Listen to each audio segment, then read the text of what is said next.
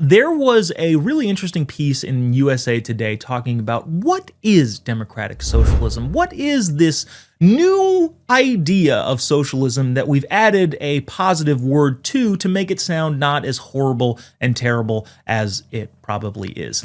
Well, before we get into some of the statistics in that article, which I think are fascinating and you should probably be aware of, let's play a clip of the first endorsement that Mayor Mamdani has made as the mayor-elect of, again, the formerly fantastic city of New York. Is, again, his first endorsement. I'm not even going to try to pronounce her name.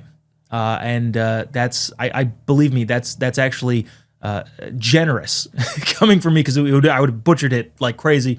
But listen to Mamdani's first endorsement talking about, honest to God, about 9/11 and what factors led to it. Oh my gosh, these people are nuts. The system of capitalism and racism and white supremacy, etc., have all, and Islamophobia have all been used, to colonize lands, right, to take resources from other people. And so this is like a long trajectory, and we're just seeing the manifestations of that continuation, right, with 9/11. 9/11 was caused by racism and capitalism. Okay, good luck with that argument. This is one of those where you don't necessarily even need to make an argument, because what they just said, like the Billy Madison clip, was so dumb. Everyone is dumber and stupider for having listened to it. I think he also ends that screed with, I award you no points. God have mercy on your soul. And may God have mercy on your soul. But this article from the USA Today trying to articulate to us, non-academia educated people, what is democratic socialism actually? Well, first off, it kind of goes through some of the statistics around Mamdani's election.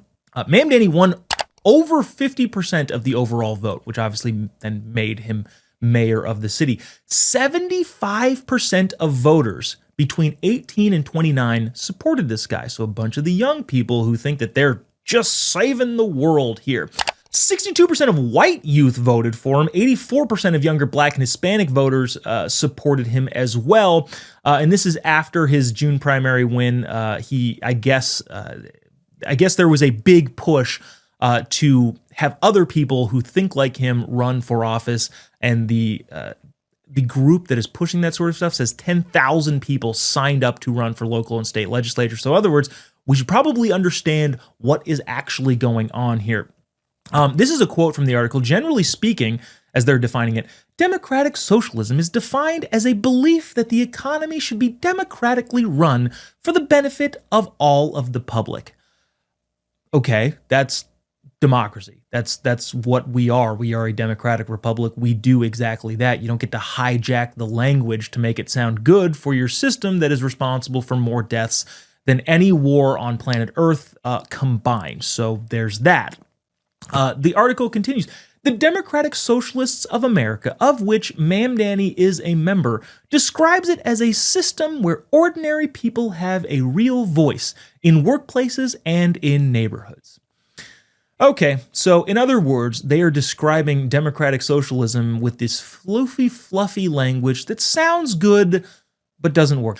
Freeze rent on rent-stabilized apartments. In other words, get people out of the apartment and housing industry and restrict the supply, which that should bring demand down, right? It's the supply is restricted, the demand also comes down, and therefore prices come down. That's how that works, right? Economics 101. Eliminate all city bus fares, which many people who work for the MTA in New York have said that's a terrible idea. You're just going to have homeless people living on buses, and that's not good for anyone.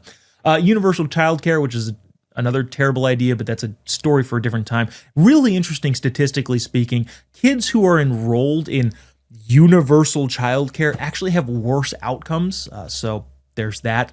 2% income tax increase on people making over $1 million, which I guarantee you will go up from there. He actually can't probably get that done. Rise in corporate taxes to 11.5%, and open government-run grocery stores through each NYC bureau, which is going to literally starve people because, as it's been tried many times before, it doesn't work. See Kansas City and that whole story that we did several weeks ago.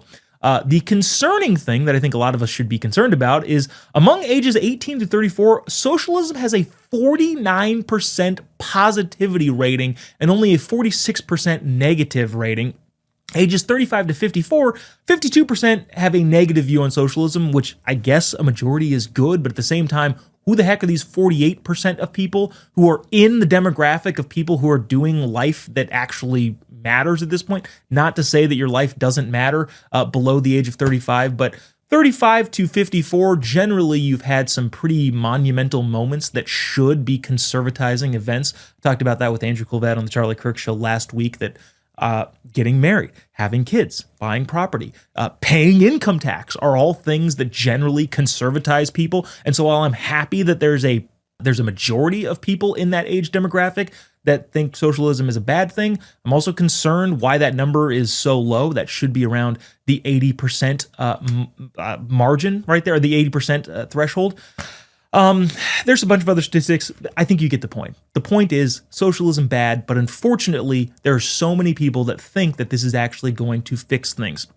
Now, here's the one kind of interesting element that conservatives find themselves in, especially when looking towards New York City and Mamdani. We're caught between he can't do any of this sort of stuff, and I hope he does to prove the point that it doesn't work, right? See, that's the actual dilemma with conservatives. All of the things, his big policy agendas that, well, we're going to freeze rent, we're going to make buses free for anybody, we're going to put government-funded grocery stores into all of these boroughs. Those are things that, like, legislatively, he can't do. Like, it's just not possible to do it from a legislative standpoint, from a financial standpoint. They're all promises that won't actually work. And at the same time, we played a clip of George Will on Bill Maher's show where he was talking about, I hope he wins, and I hope he does all of the things that he claims he's going to do, because that will just show the American people, oh my goodness, this doesn't work. That is the dilemma that us conservatives are in. And honest to God, I don't know which side of it to fall on. On one side, I want to see New York City thrive, and I don't think they do that by instituting any of these policies. And at the same time, I would like a laboratory of democracy that shows the rest of the country, hey, this is a bad idea and we shouldn't do it.